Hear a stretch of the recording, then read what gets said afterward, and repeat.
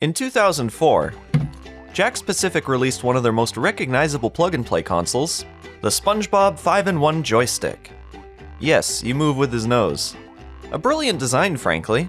It's non-intrusive to the experience, unlike a variety of other uniquely shaped joysticks. I'm gonna go through the inserts as I disassemble it, but if you'd like to skip straight to the games, check out the timestamps. Let's start with its packaging. Up to a point, all plug-and-plays were boxed like this. Shortly after, they'd be sold in sealed plastic, then, years later, in a more traditional box.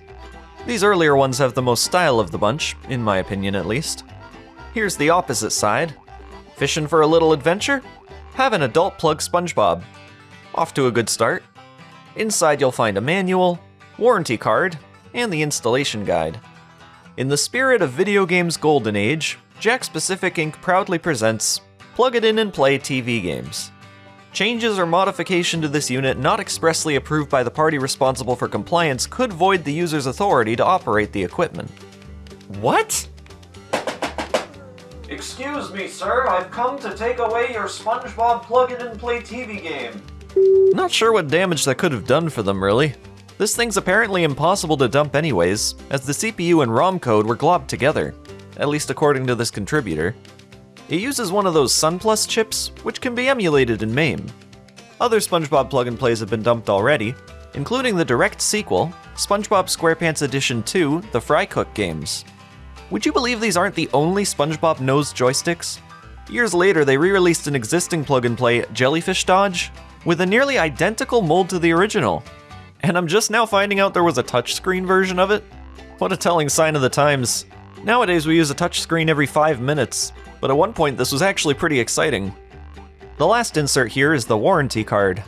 The warranty does not cover damage resulting from accident, an act of God, misuse, or abuse. I understand that's a legal term for situations like tornadoes and earthquakes, but it's just funny to read. I mean, if God himself voided your warranty, clearly you weren't meant to have it. So now that we're finished unpacking, I'll just insert 4 AA's and we're good to go. Well, I thought so anyways. I turned it on and this happened.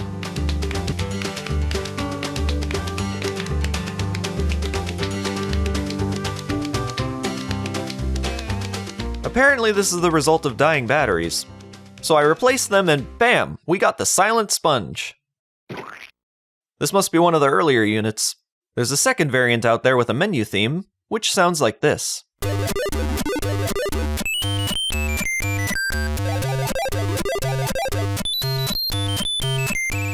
You'll be hearing arpeggios throughout the soundtrack.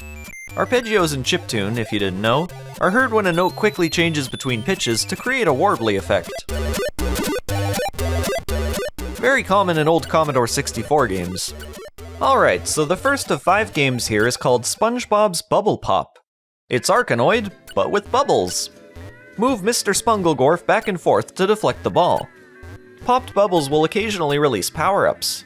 There's a glove to catch the ball, a flame that lets your ball tear through the bubbles, a rocket to increase speed, a snail to decrease speed, dual spatulas which SpongeBob can toss above, a widen function, and ball multipliers. There are also bonus letters to collect that amplify your score.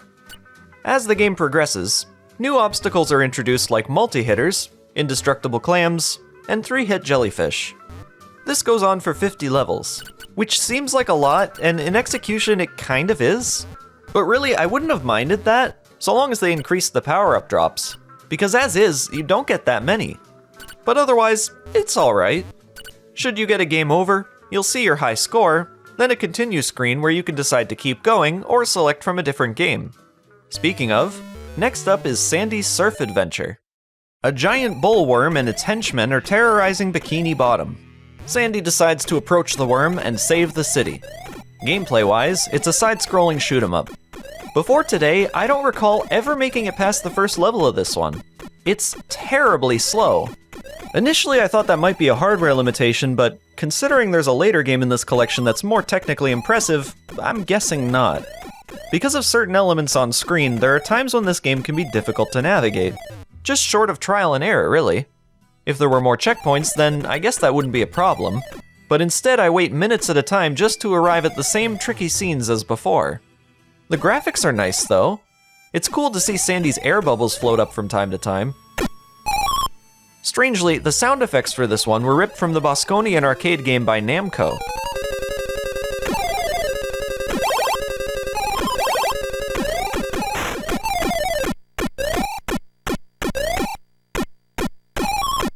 I guess they're reusing from their previous plug-and-play machine. Odd choice, though. At the end of the first level, you'll fight off a bunch of incoming stars. Then the next level begins, where Sandy reaches the Goo Lagoon. After a game over, you'll return to the start of the level, void of any checkpoints. Yeah, I don't have the time nor patience to sit through this one. Videos have surfaced online showing the full game, and that's all the closure that I need. Invasion of the Hooks. Bikini Bottom is flooded with hooks. SpongeBob will throw Krabby Patties at them to, I guess, confuse the fishermen above. Red hooks take 1 patty, others take more, and you can collect kelp bars to increase your high score. Completing a level activates a series of bubbles that float up from the bottom, which I thought was a pretty nice touch. Eventually, Mr. Krabs and Gary the Snail are included, and with the increase in characters, this can get rather chaotic over time. It's fun for a little bit, but to play the whole 20 levels, that'd be a bit long if you ask me. I don't think too many kids would want to play through the whole thing, but I guess that's what the reset button is for. Back to the menu. Patrick and the Maze. You might notice some strange rainbow banding in this game. Not sure why. I even changed the batteries, but it persisted. Anyways, Patrick and his friends got stuck in a coral maze. Now it's up to you to find them. As you approach a friend, you're granted access to a minigame. There are 2 to complete, and once that's done, electric barriers throughout the map will be disabled, allowing you to progress further and find more friends. Around the maze are many useful items and tricky traps. Waterfalls prevent Patrick from climbing, but with a Krabby Patty, he gets enough energy to force his way through. A shell can be found that allows Patrick to sneak past jellyfish and giant mines. And there are also treasures to find, which add to your score. Unlike the other games, this one doesn't have a splash screen telling you what the items do, so there's an added element of mystery here which could have been intentional.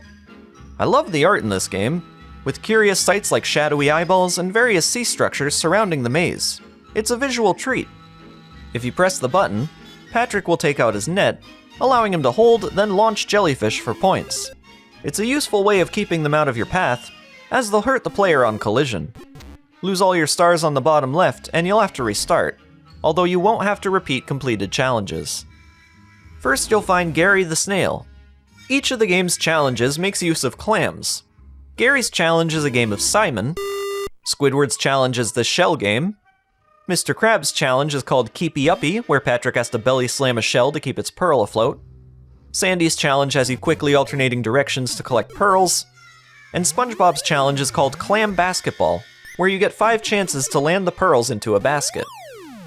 There's a satisfying fanfare that plays when Patrick reaches the exit.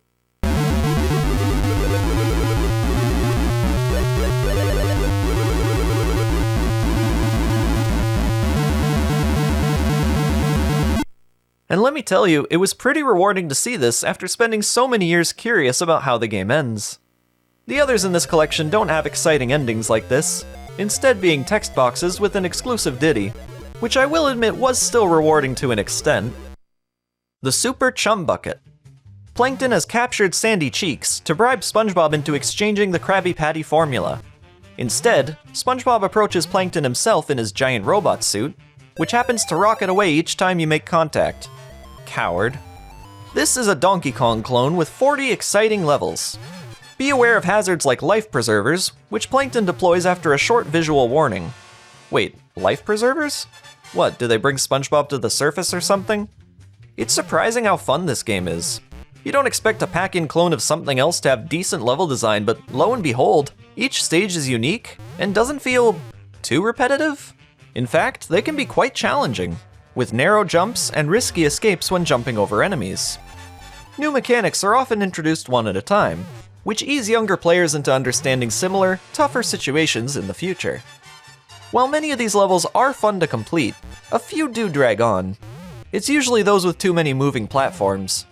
Several levels can be exploited to finish them quicker, but I'm guessing that wasn't intentional. You start the game with 6 Krabby Patties, which makes up your lives counter. There isn't any real consequence to losing them, as there's no high score screen, so collecting those extra floating Krabby Patties seems to be pointless.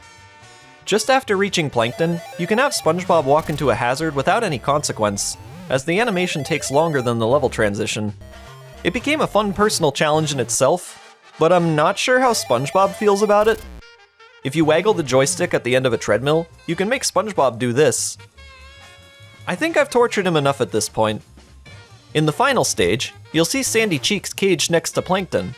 Sandy Cheeks milk, oh my goodness gracious! Reach him one last time, and the game is complete. No!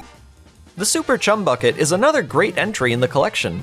Perhaps not equally as enjoyable as Patrick and the Maze, but still plenty of fun. As a kid, I loved this plug and play. The included games have an undeniable charm to them. If you find this plug and play for cheap somewhere, might as well give it a try. They often show up at pawn shops, not as often in thrift stores anymore from what I've noticed. You could also buy one online, of course, but for those prices, I'm not sure if it's worth getting into as a first-time player. As mentioned earlier, this plug and play left quite a legacy with sequels and other inspired SpongeBob systems. It was popular enough to get a bootleg, and that's always a telling sign. Just look at this thing, what the heck? Sadly, there remains no way to play this collection of games anywhere but the original device. That's for now and possibly forever. It's a grim future for many plug and plays, or so it seems. Perhaps eventually someone will remake this one from the ground up. Or maybe they'll eventually find a way to dump it, but I'm not sure if I'd rely on that.